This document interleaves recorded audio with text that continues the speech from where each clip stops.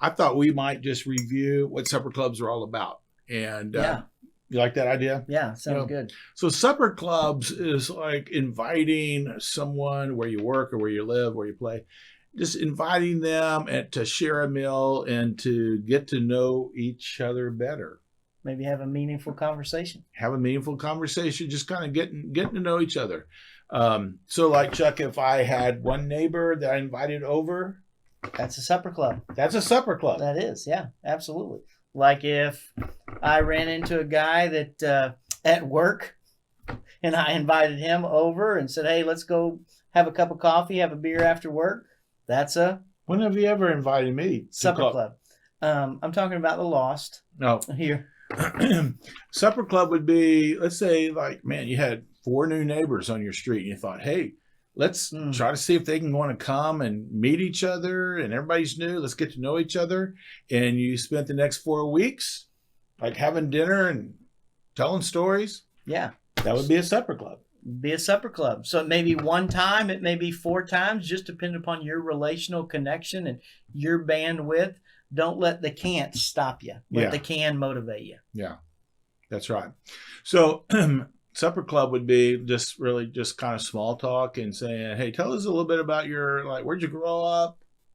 Like where'd you go to school? Hey, what'd you like doing as a kid? Could be things like if they're married, how'd you two meet? How'd you get together? How'd you connect? What were some big influences in your life?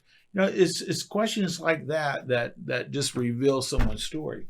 Yeah, and it also reveals that you value somebody, that you would want to get to know them, you'd want to find out stuff about them, and people just appreciate that.